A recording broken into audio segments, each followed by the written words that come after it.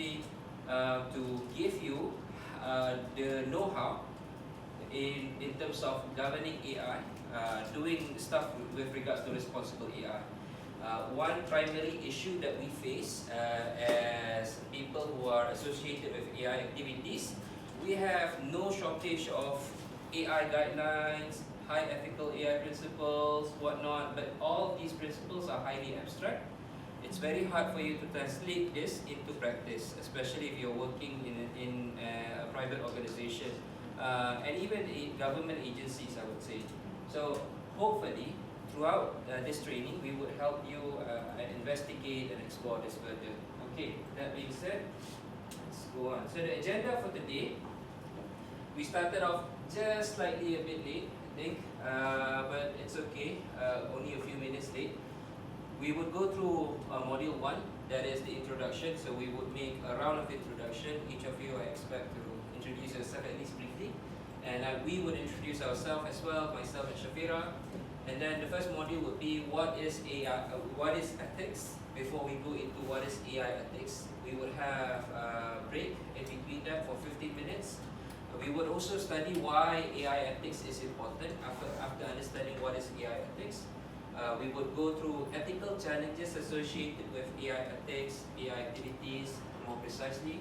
We would go through OECD AIM. Anyone here have any idea what OECD AIM is? Okay. No? Okay, perfect. So we would go through this as well. How to use this, how to explore this, how to leverage this for our activities. Key ethical theories. Is this to suggest that whatever was covered here are the only ethical theories? No, obviously. We have a lot more ethical theories out there, but we choose to focus on the specific views based on the case study that we would explore and the ethical challenges that we have identified.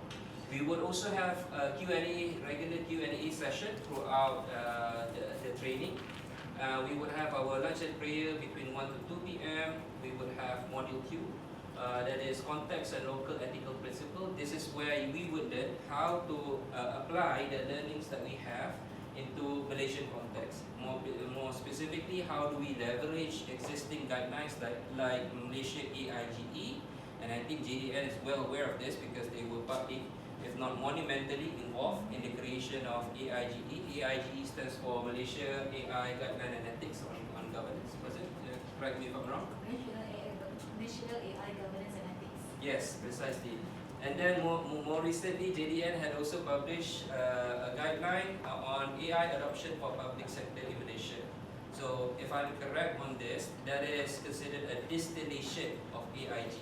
AIGE is the mother, and then adoption is sort of. Okay. So yeah, I'm interested. By the way, throughout the training, I highly encourage everyone to have an interactive session with us because one, we are in a small group. Two, this sort of interaction would help us exchange ideas, bump ideas, and more importantly, uncover new solutions possibly. Coming back to the agenda, I would also walk you through Module 3, current and future direction when it comes to AI ethics and governance. More precisely, we would explore current regulation, policies, governance, and guidelines pertaining to AI throughout the world. Drawing on my own experience, having taught at a number of places. More recently, I was in Dubai delivering a training for the Muhammad bin Rashid School of Government. It's the #1 university in the United Arab Emirates. So they are also invested in professional in AI training called IEEE Certificate. Dr. Hasisa Hassan and a few others from JDN have also taken this training. So we do also encourage you to think about taking such professional AI training. And then lastly, just to recap today, we would go through Module 3, building an ethical mindset. So basically, how do we go about summarizing the lessons that we have uncovered? Okay, any questions so far? No? Bit too early kan? Okay. Alright. So day 2, we would go deeper into the agenda for day 2, but this is roughly how it would look like for tomorrow. So only 2 days. Some preliminary questions that I've received. Is this training associated with an exam component? The answer is no. There is no exam component yet. Until the point we have chosen to make this one of ISO 1724 modules to be considered as professional training and certification. This training at its current state doesn't have an exam component. So what ISO 1724 does, it gives a certification body, like for example Cerium Academy, the ability to grant you professional certification. So making courses like this professional, like really professional. And why do we need this? Also because currently, not just in Malaysia, but everywhere else throughout the globe, there are no shortage of training centers that claim, oh, take this course, it will make you a professional trainer, this and that. So we want to really give you that assurance that this training is indeed recognized. So one of the ways that it is being done is through taking courses that have been certified by ISO 1724. Mr. Zul with us today is from Cerium Academy. He can gladly guide you through what the process is. So currently there is no exam component, but we do have aspiration to turn this into professional training. You will be the first batch. So pats on your back again. Thank you for your interest. We hope to improve this course even better after this session. That's the first preliminary question. Second question, will there be certification associated to this? Yes, but not the kind of certification that you have in mind. That is, this is certified by Cerium Academy. It's only a certificate of attendance. So just to temper your expectation. But nonetheless, I think there is still value because you've taken the course, and this course has been approved by the HNEC Council, so it's credible. It's in its own essence. Okay, so agenda 2, we will go through this tomorrow. Alright, so now module 1, introduction and class organization, moving from principles into actionable strategies. So again, this is the point of this entire training. We have principles. Can anyone name me a few principles, just off your tongue? A few principles that you have heard about AI ethics. Any principles, no right or wrong, you can answer. Sorry? Inclusiveness. Ajar cepat. Again? Jangan malukan orang. Any more? Privacy, inclusiveness, privacy, and then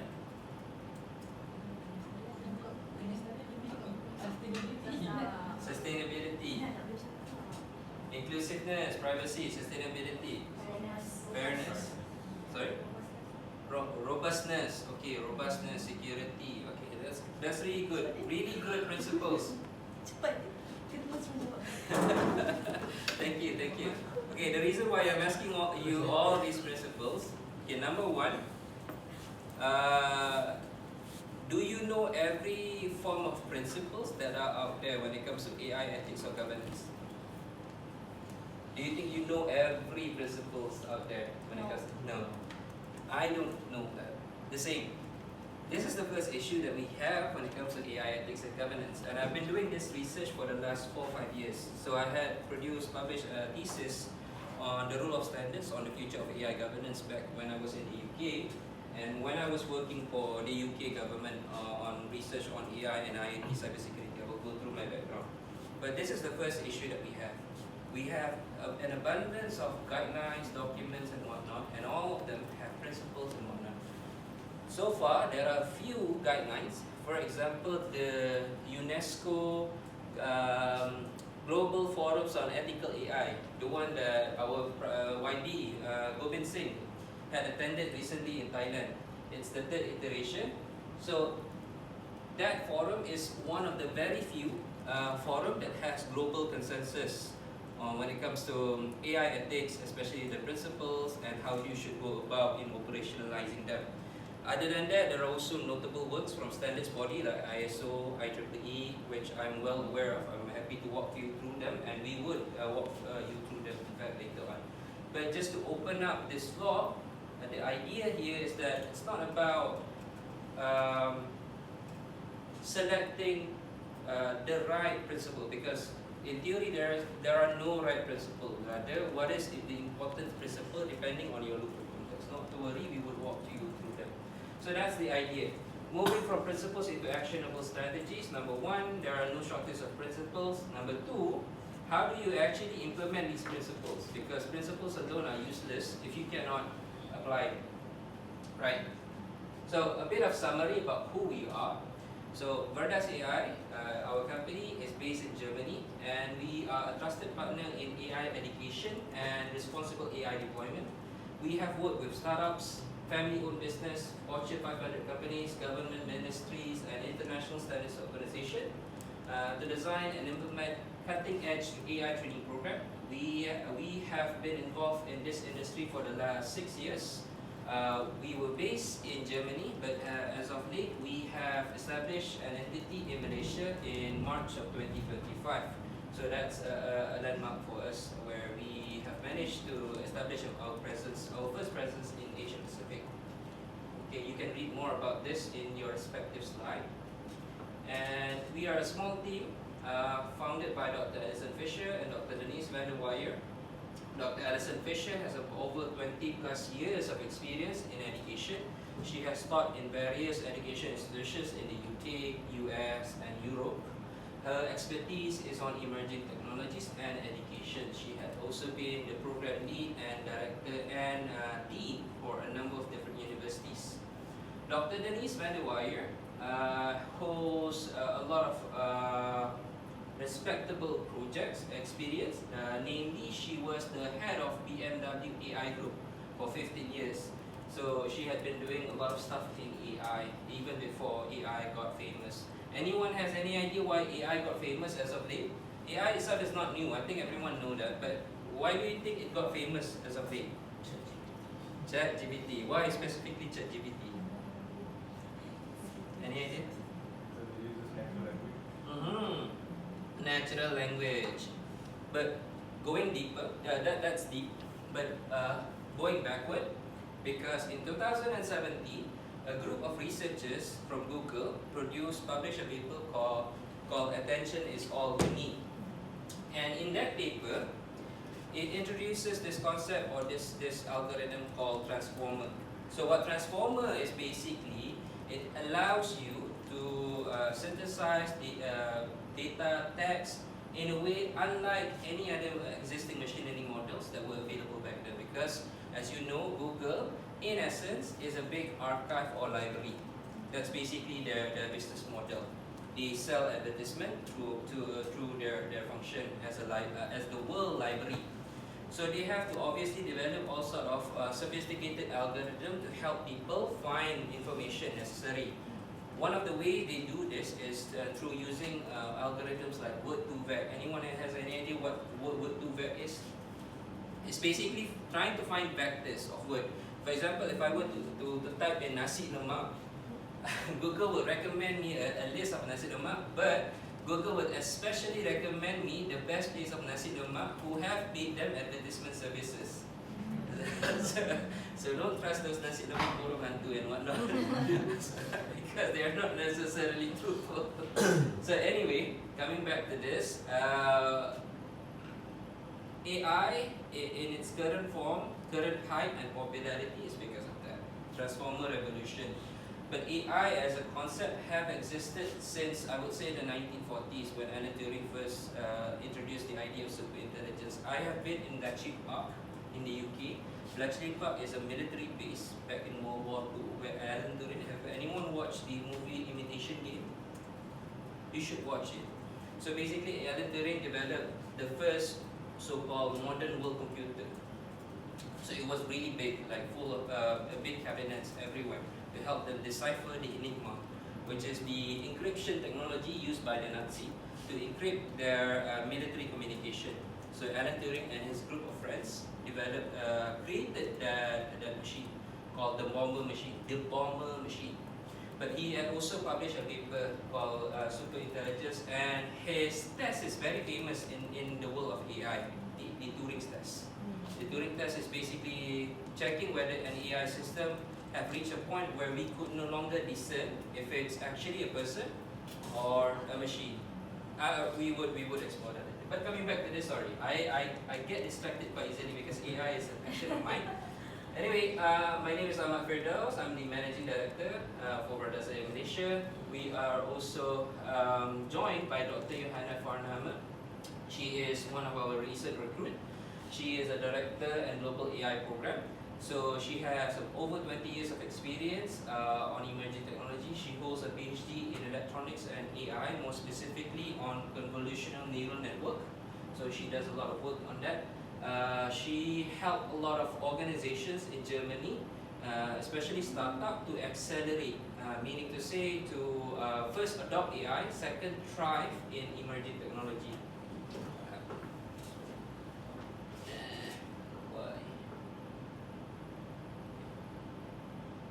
No wonder. The usual suspect. Slack. Okay. And then we are joined by Shafira Noor, our esteemed colleague. She is our research and operationalist for Verdas AM Malaysia. I will let her do the introduction on herself later on. Okay, so briefly about myself, I am a IEEE certificate trainer. So IEEE certificate is one of the existing framework that I would say one of the most popular framework out there when it comes to AI assessment. So you have a few of them, like ISO 42001, which I'm also currently taking, the lead auditor. IEEE certificate specifically assess the ethics of AI system. It does examine stuff like the technical component of the AI system, but it has a lot more focus on the ethical impact. For example, does this AI system discriminate people when it comes to hiring, if the AI system is being used in hiring? So how do we go about addressing the issue of discrimination on that AI system, and how do we help the AI system and the organization that is using, deploying, developing them achieve conformity with IEEE certificate? And I have trained over 100 AI experts in Southeast Asia, Middle East and North Africa, EU, North America, and Latin America. I've also been in Brazil, teaching at Sao Paulo University. Currently, I'm taking the PECB ISO IEC 42001 AIMS for lead auditor certification. I hope and pray for me. Next week, I will take the exam. So I'm a bit nervous because of that, because the exam is never something that I'm a fan of. I think no one is a fan of exam. So next week I'm going to take the exam. I hold a master's degree from University College London, Digital Technologies and Policy. My research was on, again, the role of standards in the future of AI governance. I am also a HRDC accredited trainer from 2025 to 2028. I am what I would term as techno-educator. I began my teaching career at NIT Community College in 2013. So that was when I started. I've taught in primary school, secondary school, community college, up to the oldest student that I had was 70 years old. So yeah, I think I've taught every age group there is, and I've taught every sort of sophistication there is, from the technical worker until the very sophisticated world leader sort of people. I'm also a member and with Dr. Cesar Hassan from JDN for the National AI Office on AI governance and ethics. We have recently concluded our work. They have made attempts to ask me join another of their venture. I'm still contemplating whether I have the time to join it, because they need my expertise on understanding AI standards, because they are trying to bake AI standards into the upcoming regulation for Malaysia on AI, which I'm not calling myself an expert, but I know a bit, a thing or two when it comes to standards. I can tell you, okay, this standard will look at this and that. Okay, and then I'm also an IEEE certified authorized lead assessor. I've done global AIS assessment against IEEE certificate framework. One of our recent work involved a drone company based in Europe. The drone company uses components of AI system to examine solar panels. So they have solar farms. So the drones uses AI system. You can read more about it in our website. I'm also a part of a lot of research and training when it comes to global AI regulation, policies and standard mapping. I have been in some capacity as a research assistant performing research and coding analysis of PETRAS. PETRAS is a consortium of research group composed of 23 universities in the UK, advising the UK House of Lords and UKRI. So I've been in some capacity advising them. I've also produced, like I said, the research for UCL and the British Standards Institution back in 2022 and 2023. I've also done digital policy audit, development and enforcement for big tech giants. This was, I think, 5 years ago. So I'm also well versed of the art of data labeling, annotation and whatnot, because I've been part of the work as well. Right. Next, Shafira. Okay. Our esteemed research operationalist. Just from shortly, Malaysia. just shortly. Yeah. Yeah, hi everyone, I'm Shafra. We're helping Firdaus today and hope to meet and get to know all of you today. So I'm complimenting Firdaus. So Firdaus, I learned a lot from him in AI governance, AI ethics. So I'm more of the AI safety parts, the technical parts, the development part. Which 3 years ago I started in AI safety. So AI safety mostly dealt in the technical development, how we want to develop a safe AI. For example, we deal with misalignment, how to make sure AI know what we want to build it for, instead of maintaining it as a black box, like you don't understand what AI is thinking. So that is basically what I'm in.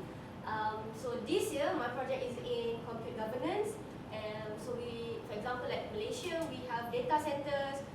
And when we are talking about AI, we have chips. So these are how we want to govern those hardwares. Other than that, I'm also very into startups and community initiatives. Basically that. But basically I just want to say I'm more of the technical part. So, and for today, if you have any technical problems accessing the Miro or slides, then you can reach out to me. Yeah, I'm passing back to Firdaus. Shafira is a bit too humble, but she is also certified in Blue Dot process for AI safety, if I'm not mistaken, and she won. She is one of the few. I think you were the only Malaysian representative who won the hackathon. Women in AI safety. Yes, women for AI safety. So she's the only Malaysian that won the hackathon. So she's again too humble. So her expertise is a lot more technical than mine. She will walk you through module 5, where we have white coding exercise. So we would walk you through the general idea of white coding and how to integrate it with our lessons, responsible AI. Right. So the class organization, it's a live learning session. It's live and learning session. We have 2 full days of training. It's also a group and interactive work. In case you have any question, just raise your hand. It's okay to stop the class. We are completely fine with it. Q&A sessions are also available. Personal computers, so everyone I see brought their computer. You should have Word document processing capability, PowerPoint presentation software, stable internet connection. Though it's not necessary that you have these two, because we will be using a lot of we will be doing a lot of our activities on Miro board. Right, icebreaker. It's a great start. Now let's have our ethical warm up. And there are no perfect answers. Our goal is simply to see the different perspectives that each of us have and how we approach decision making. And again, it's an interactive scenario. For each scenario, I will present a situation and few options. So how does it work? Where is Shafira? But basically, we would have a quick poll for each of the scenario. We would have scenarios, and then you would have to give your perspective on the respective scenario. Right. Okay, this is how to participate when it comes to scenario instruction. First of all, listen to the scenario. Second, choose your response. What would you have approached? Third, share your perspective. Why would you choose that response? Fourth, explain your choices. And remember, there are no perfect answers. Focus on the different perspective and explore how we approach decision. Can I ask, before I know that we are supposed to have a round of introduction, any of you here have technical background or come from a technical standpoint, maybe degree or sort of expertise? No? So everyone here comes from more or less social science sort of background. Is that the case? No? Technical as in computer science, yes, programming. Okay. Bachelor in computer Okay, science, not okay, bachelor. okay. Bachelor. And the reason why I'm asking that question, It's like 20 years ago. 20 years ago. And the reason why I'm asking that question, things are much more easier in the natural science, in the real science as they call it, STEM, engineering and whatnot. And I know this because I did my master's at STEEP. STEEP is Science, Technology, Engineering and Public Policy at UCL. So we focus logic a lot more than discussion, than opinions and whatnot. But when it comes to ethics, this is the issue that we have. There are no one sort of penafsya or ubat medicine that could remedy everything. There's no one solution that could remedy everything. So again, there are no perfect answers. Give your answer. As silly as you think it is, just give your answer. So the participation format, again, your name, organization, working role. Maybe you could skip this because this is a small group. If it's a big group, you can start with this. And then timing, you have a brief discussion on each answer. Keep responses concise and focused. Alright, so the first scenario. I think. Wait. Okay. I think the slide was skipped accidentally. But before we begin with the first scenario, I would like to have a round of introduction from every one of you, so that each other, I know each one of you at least. So I want to know. I want you to know each other better. So I guess we could start with ini, mini, mo. Miss or madam?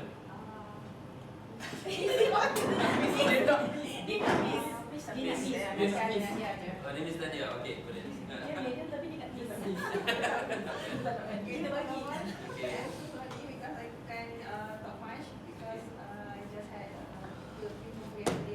Okay.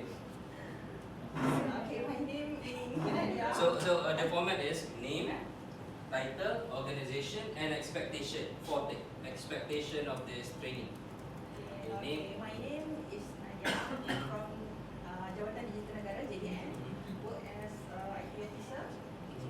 My expectation from this class, I want to know more lah, because before this I zero knowledge about AI and ethics. But if people join, develop AI. Tiba-tiba join. Oh, are you forced to join? That hurts so much. So you want to learn a lot more about AI ethics because you want to develop your foundational knowledge on AI ethics. Okay, thank you so much, Ms. Fadila. Was it? Brilliant. Okay. Okay. So next, anyone wants to go next, or do I have to pick the person?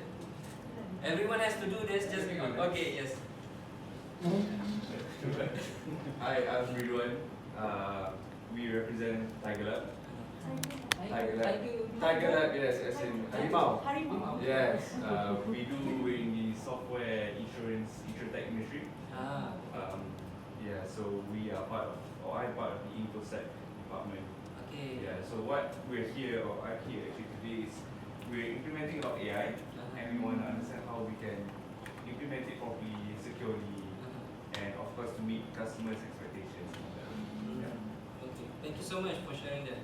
Tiger Lab, yeah. I think Dr. Addison Fisher reached out to my COO, yeah, Yes, because yes, they are also German. Ah, so yes. I think they clicked. Yes, they click. Yes. Thank you so much, everyone. And next, okay. Next person, Tiger Lab or another JDN? Because there are only two parties here, JDN.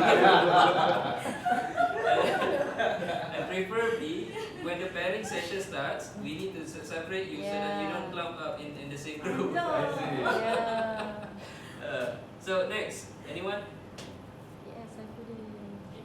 Yeah, please. Hi, I'm Shaida, but you can call me Shida. I'm from JDM also. Miss or madam? Miss juga. So my expectation, since I'm from project management background, so same with Nadia, forced to be.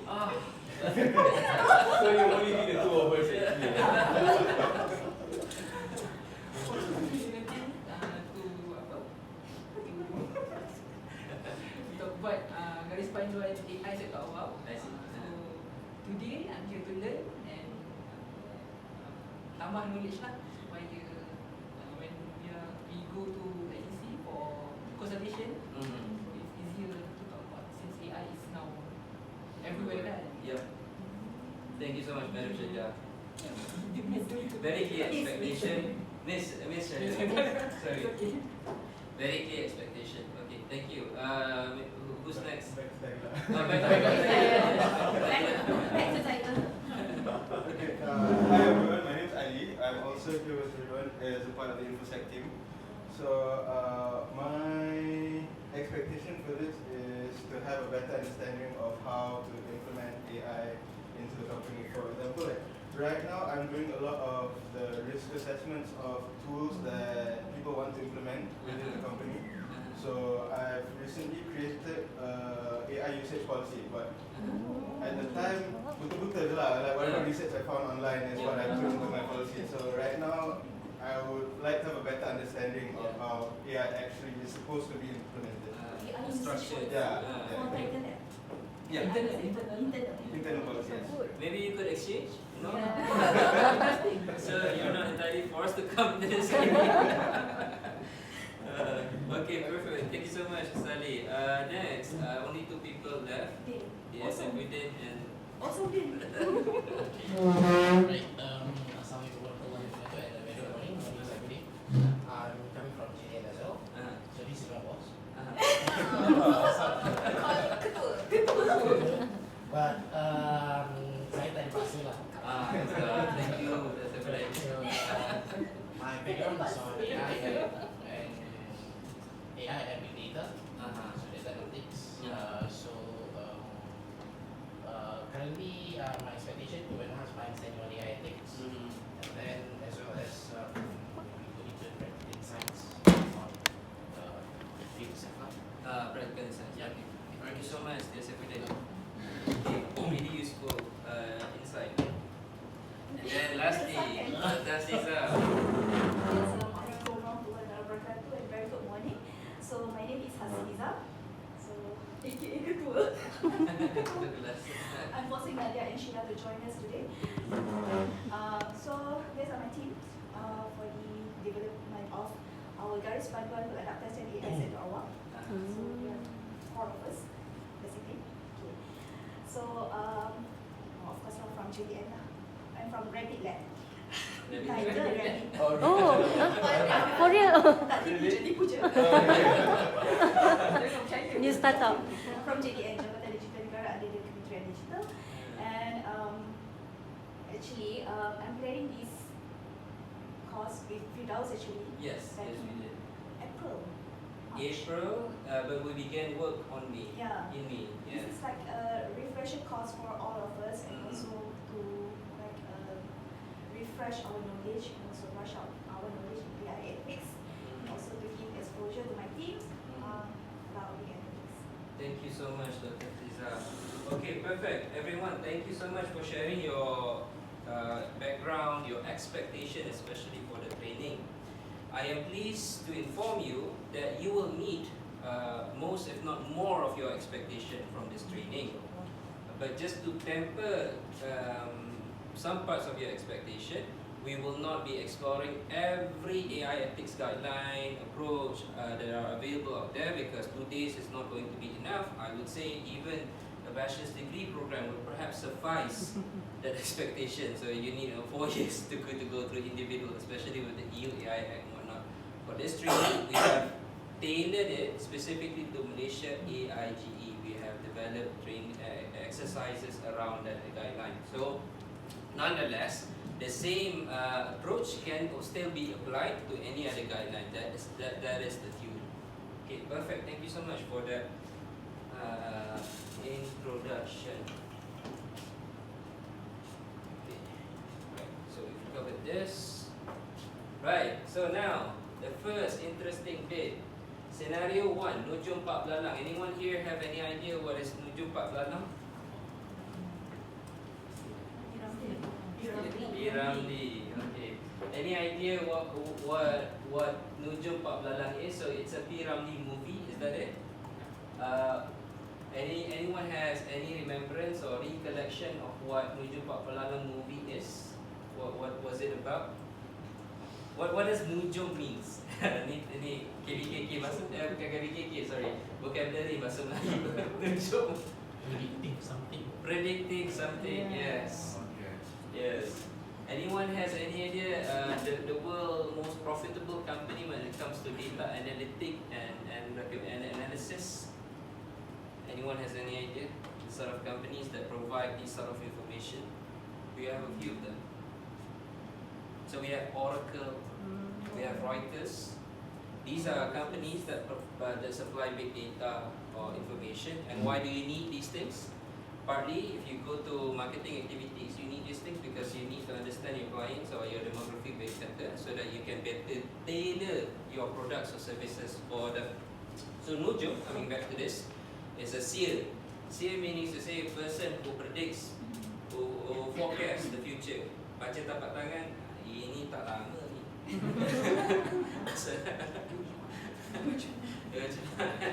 So Nujum is that it's an AI oracle. So the situation here, we chose this because number one, it relates to the folklore that we have. Everyone can more or less associate to who Piramli is and his work. Number two, when it comes to AI, we have adapted this to an entirely new analogy. So the situation is that you are Nujum Pablalang. So every one of you are Nujum Pablalang, the Royal Court's AI Oracle advisor. So you are advising the Royal Court, the nobility, Kesultanan. The situation, your new AI Oracle predicts great fortune for the kingdom, but you know it's hiding serious risk. So imagine your AI Oracle is actually a bowl with water, and then you put duck egg, you put chicken spreader, whatever else you put. But you know, 50% it could be right, 50% it could be wrong. So the Raja, the king, is excited with your AI powered finding and want to be adopted to the entire kingdom. So what will you do, O Pak Lalang, knowing this 50-50 risk? Consider your role as the trusted advisor. Think about the consequences of your decision. So before we proceed to the next slide, I want you, maybe I could pick one, Shavira, is that it? Pick one or just go to the next slide and ask them. Oh, we can. There are choice lah. I mean, if they look at the slide, then they can. They know there are choices. Yeah, but okay. Alright, so let's because this is the first scenario. Let's have an exercise, an example. So scenario one option A. Titah tuanku dijunjung. The king wish is my command. So you would present an optimistic forecast. Why spoil the good mood with complex risks? So the focus is what? Appeasement and simplicity. B. Advise the Bendahara privately because the Bendahara is the second right man of the king. So you would advise the Bendahara, hey Bendahara, this oracle needs a second look, you know. If half of the time it's right, half of the time it's wrong. So basically they share the hidden risk before they reach the Raja. So it's more about prudence and indirect influence. So you're exercising due diligence and whatnot. C. Addressing the royal court directly. Ampun tuanku, my oracle shows there are also shadows that we must heed. You know, the poll is not 100% correct most of the time. So you present a balanced view, and the focus would be integrity and full disclosure. So now, I hate the way that it's arranged right now, but I'm going to ask, anyone wants to have a go at this? Which one of the options would you choose? Otherwise, I would have to select one person. So either way, there's no going past this. Sorry, Ali. Yeah. To me, it looks like C is the correct answer, but the way we do things at Tiger Lab is usually B. B, right? Yeah. Because it all depends on the boss, right? The boss. Yes, exactly. If the boss is a chill boss, you can go with C immediately, right? Yes. But if it's you gotta Yes. play your cards correctly. Yeah. Yes. So B or C? Is Yeah. it? Okay. What about JDN? B or A. B B or or A? Oh, why A? In most of the Usually- cases, we use B. sometimes A. Sometimes PNS or PNS. It's a higher yeah, one. higher one. How you? If you got it from Gobi, Saya yang Gobi, belum or- perintah. Yes. So, correct. Okay, from KSU above, we can use A. KSU above. Yeah. Our level, JDN level, we can use C, but most of the time we use B. Yeah. Okay. So, exactly. Context, depending on the audience. If it's the higher ups, you most probably have to go with A. I think this is the same with private sector as well.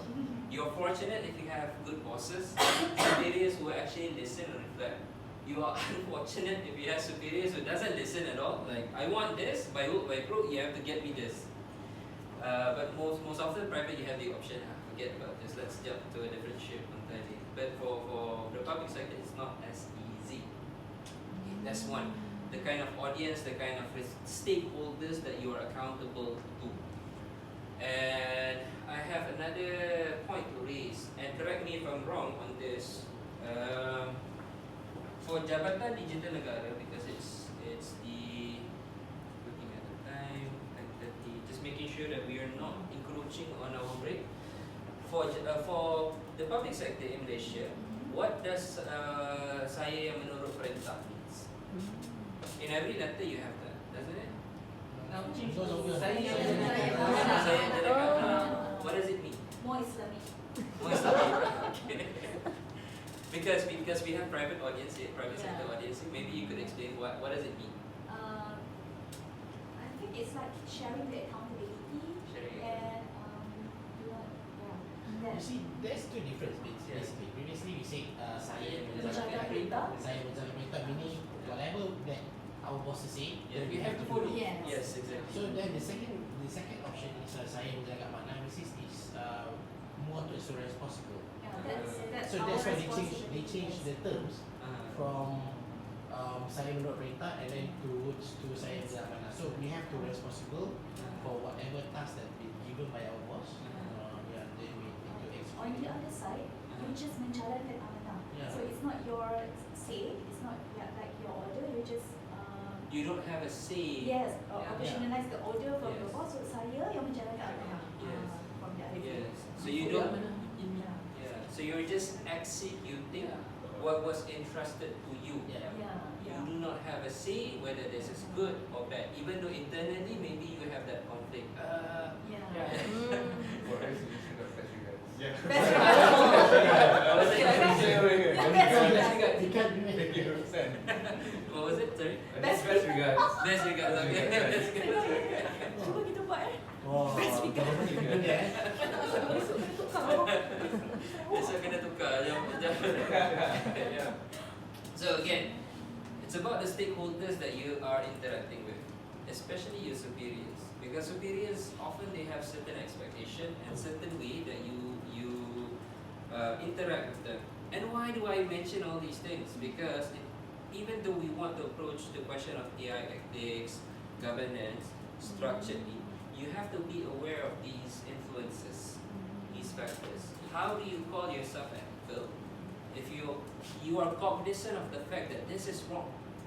The system is not at least 70% accurate. It's only 50% accurate, and yet my boss is forcing me to deploy this, go for full deployment, regardless whether you are in public agency or private sector.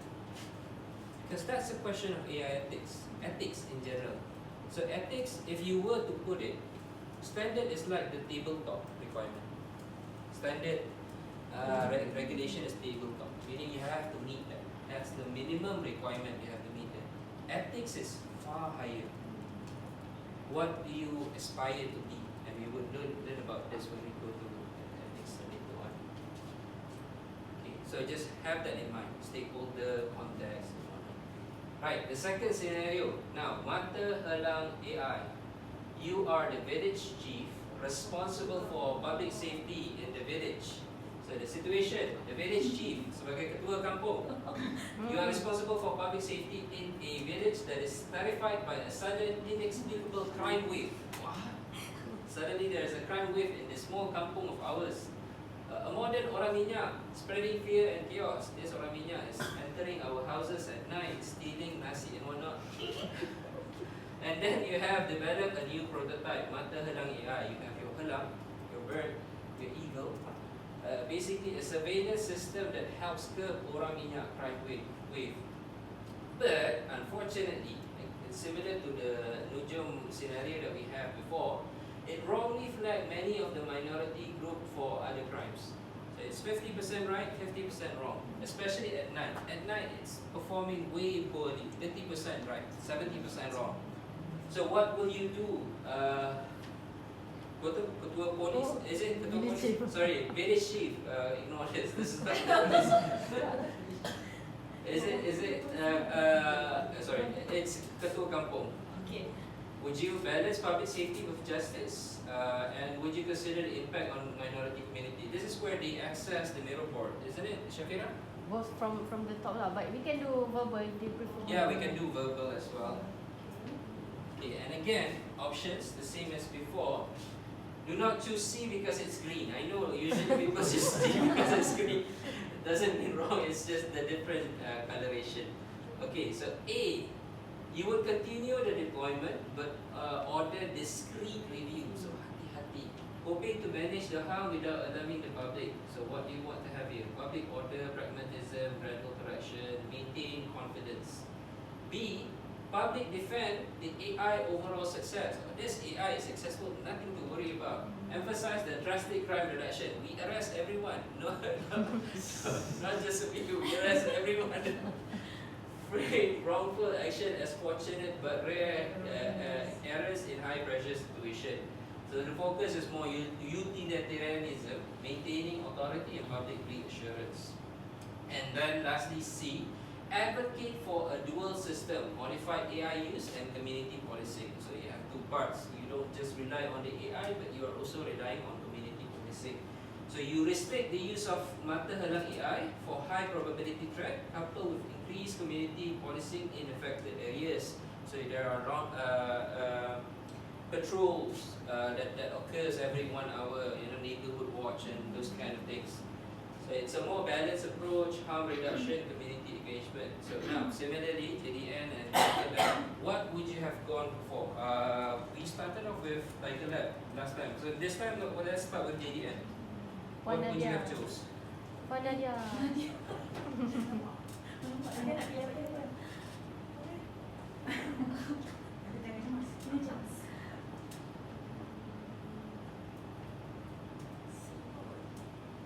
C.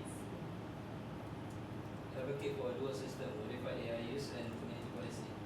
Can you expand more as to your choice?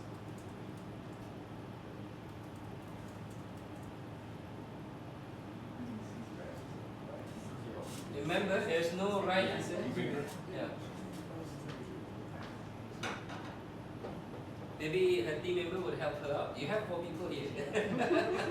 Ideally, we would choose C See? because we are mitigating the risk and at the same time try to expose the inclusivity principle in that solution. But I think personally lah, from real situation, we usually combine B and A. The minister ke menteri ke will publicly defend. That would be Belakang, realistic. Ideally back C. end. So two answers. And apa, in the back end, with that belakang tu, all the agency related to the, let's say apa, mata helang, will discreetly review balik. That's the real situation and also the true heart. Okay. Real situation B and A basically combine. B, kita punya bosses or the minister ke whatever PNX will defend the system. Classic case, my JPJ. Yes. Tak boleh Yes. masuk, Yes. 3 pagi pun tak boleh masuk. Yes. Anthony Low, So frustrating. it's okay, semua boleh. Yeah. Belakang JDN tak tidur. Performance test Many real Yeah. cases. So, Yeah. B and A. Chaos. Yeah. So, Public order. so it's like my JPJ padu Yeah. SPM. SPM results system and everything. Yeah. You want to be A the lah. A. Reality A, but reality is more B, overall success, especially the high ups. But for JDN, the operants, I call them the people who actually do the work. You would do A. A. Yeah. Okay. Makes sense. Yeah. Now. But in exam we choose C. Okay. Okay. Good. Okay. That's quite an interesting reflection. Again, it's dependent on your context, but there's also one other point that I will raise after listening to Tiger Lab. What would you have gone for? Okay, like pretty much agree with what they said. C is like the textbook answer, and then usually, okay, because we don't really handle much of stuff, but what we can see as someone from the public looking out, it looks like what's happening is usually A. Then once like someone breaks the news, get backlash, then they publicly defend, we like, hey, it works, but like it's not the best. And then once more backlash, they were like, okay, we'll have a dual system. Which is what we can see in like the news like. And I think this is an interesting note to have. Okay, earlier in the first scenario, we talk about stakeholder. Stakeholders influences your quote unquote ethics, your approach, and the context of your organization plays a big role in this. If you're a public organization, whether you like it or not, you have to listen to your seniors. You know, whether you are right on the matter, it's irrelevant. But for the private sector, there is also that element, but still you have some authority, autonomy to exercise your free will. You know, if I don't want to do this, just jump to a different company. It's okay, whatever. But still.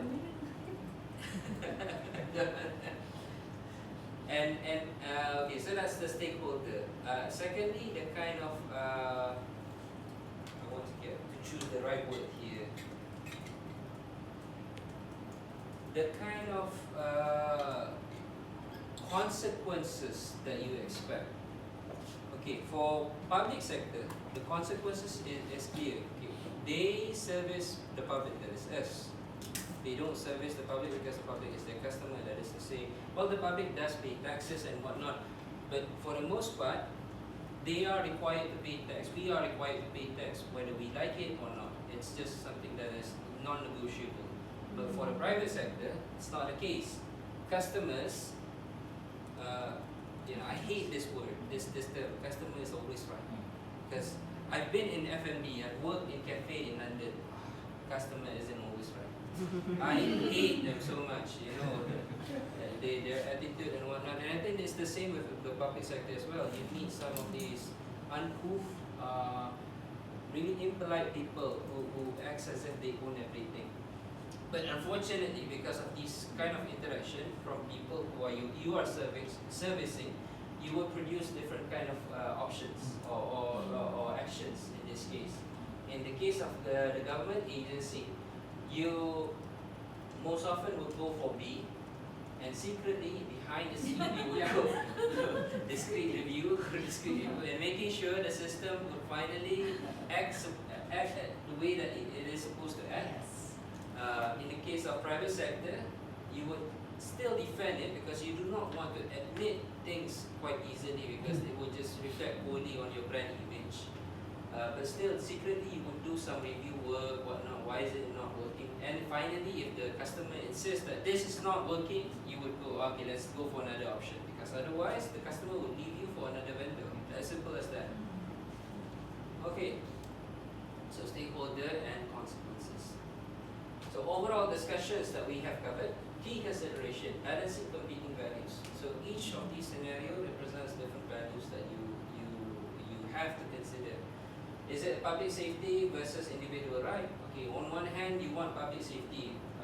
You want to arrest this criminal, these orang minyak and whatnot. But on the other hand, you want to also not discriminate people. Imagine us, just because anyone here has been stopped at immigration anywhere or arrested by police or whatnot? No? All good people. Who? Sorry? You have which part? Usually traffic stop. Traffic stop. Traffic stop. See? Any reason? Usually, what's the common reason? I pernah ask them. Sorry? I've asked them before because it happens so many times. Like, Yeah. bang, kenapa? Bang. It's like, I don't know. Depends lah. I want to say my car, but my car, the one I'm driving right now, memang that one's a bit of a cop magnet. Dia memang kita jahat sikit. But like, I've driven other cars before, kena stop. My Ford, my mom's Ford, my mom's BMW pun kena stop juga. I'm like, what's going on? Kena stop juga. Okay. So, just sticking on one point, your car. it is designed or fashioned in such way Yes. where it triggers the law enforcement. This is probably a car that is involved in suspicious activity with a suspicious person. Okay, that's a good example. My own personal experience. So I've studied in the US. I've studied in the UK. I've been stopped in the US in border control when I landed in Chicago, and this happened in spite of me being vetted by the US government because I didn't understand that. This boy, you understand this Yeah, it happens. So I've been stopped in the US in border control, even though I was vetted by the US government because they awarded a scholarship for me to study there. I've been stopped in the UK when I was doing my master's degree, and get this, it was by a campus police, even though I've shown them my student ID. And the reason I think consistently is because of my name, Ahmad Firdaus bin Ahmad Azman. I would not have been stopped for this look. Fortunately, not in my experience, but the moment I show them my ID, there will always be cause for further investigation. So this is another thing that we have to think about approaching AI system. So let's take one example, AI system for screening. You know for a full fact that in our borders right now, if you have gone through airports recently, you have those biometric recognition. On one hand, it's good because it helps speed up the process. You don't have to assign personnel there. You remove factors or probability of corruption because there are machines instead of people. Yeah, but at the same time, these machines, where do they learn to make this decision? Where? From the people before, but precisely where? And when it comes to AI? Yes, data. The data that they are being trained. People who created those data, who cleansed those data, and that's not only that, but also the algorithm that is behind the data, which is also important, how the system makes its decision. It's not a complete black box. Yes, there are black box components, but overall, it's not entirely black box. So again, public safety or individual right. As a person, I want my right to be protected. I do not want to be arrested at every opportunity that law enforcement have. But on the other hand, I do get the urgency that you need to stop people to ensure there is public safety and order. And also it's about surveillance and privacy. Would you have liked if someone would install a camera within your bedroom? No, obviously no. Why would you? But at the same time, if you have a lot of privacy safeguard, it also enable malicious actors, pedophiles, for example, who could store, CP, child pornography contents freely on the basis that this is my right. You don't have a right to inspect what I have on my phone or on my device because this is my privacy. And this has gone to a point where in some parts like in the UK and the US, I think recently the UK, Apple had entirely decided to abandon their one of their features for consumer protection because the UK government insisted that Apple should give data of their consumers upon request, especially pertaining to pedophilia ring, because they want to combat that. Because Apple is a company that prides itself on what? Privacy, data protection, those kind of things. So this is the trade-off that you have to always to also think. So stakeholder, consequences, and trade-off. You want one thing, there is a compromise of the other thing. And then community trusting, impact on police-community relation. So by doing these ethical activities, there are also impact on the trust, whether with your customer or your, in the case of government agency, with the public at large. And then justice and fairness. What is perceived as justice and fairness? Okay, this is unfair for me, but is there a way that the officers justify why I was stopped? At least it makes sense to me rationally. Why have you stopped me? Okay, maybe I have full tinted windows for my car. Okay, that explains the reason. Maybe they were looking for someone and I had unfortunately have a full tint windows. So you also have to think about in the discussing this internally as in within yourself. How do we balance immediate need for public safety with long-term consequences of biased AI system on vulnerable communities? So another point to consider, it's the same as before. Right. Time, we have about 31 minutes. So hikmah sebalik watak, wisdom behind characters and scenarios. So this picture and this is a spokesperson from the US government military branch, USAF, Air Force, about drones, AI drones killing human operated in simulated tests. This is human operated, meaning themselves. But what about people who are actually being killed? You know, you have people in Gaza, in other places that are being oppressed, being vilified by these actors. And I am ashamed to say that at one point when I was advising the UK government, I got to see some of the collaboration that they have. I can say this more freely now than my classes before. Dr. Siza know this because I've done training with her before. In the previous training, I'm bounded by the what do you call them? The IP. I was delivering training on IEEE basis, but this is Verdas training, so I have a lot more freedom in terms of my opinion. So, in my previous experience while I was with Petra, I got to see data from a lot of UK military contractors, especially the one that produces missile guiding system. So this is an internal conflict of mine, and I'm so thankful. Back then I didn't see why, but I'm so thankful that now, after reflecting the fact that they chose not to further contract with me, in a hindsight, made me feel morally at ease. Because had I stayed there, knowing the atrocities that they are still doing to Palestinians, I wouldn't have said silently, you know, this is not something that you compromise at all. So each of these watak, ourselves especially, have to think about our position. What would be our core values that we are trying to test ourselves? Is it amanah? Is it keadilan? Is it maslahah amah? Personal integrity? So maslahah amah means community well-being. It's just something Arabic.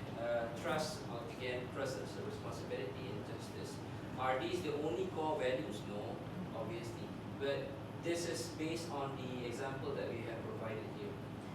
And then, like I was giving you the example, my example was my own experience working for the UK government, where I have the dilemma. And this dilemma will occur on a daily basis, especially you are deploying or developing systems for your stakeholder, whether it's a customer or the public at large. And this dilemma happens on a daily basis. Some look simpler and can easily be mitigated. For example, okay, I understand why this AI system is always flagging people with darker skin color, because they don't have enough training data set on darker skin colored people, meaning not enough pictures were taken on darker skin colored pictures. So people, so we can just plug that in, clean that up, whatnot, and then hopefully the AI system will fix itself, will produce a fairer output. However, not all of that is that simple and needs larger understanding and stakeholder management. Sometimes it's not as simple. To give you one example, in the US, in New York, you have a law in 2021 called AEDT, Automated Employment Decision Making Tool. So if your AI system is operating in the US for hiring purposes, you are required by law to undergo bias audit. Yes, bias audit. So you are required by law to undergo bias audit. So one of the things that they would look at is how your AI system is modeled. Meaning to say what led it to make certain decisions.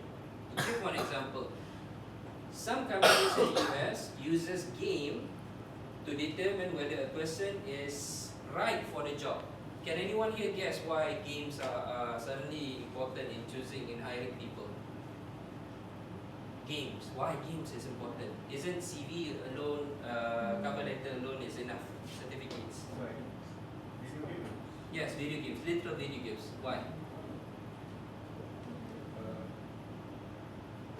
You can demonstrate teamwork. Teamwork, yes, good. Another reason? Any other reason? Profiling. Profiling, yes, yes, The, good. the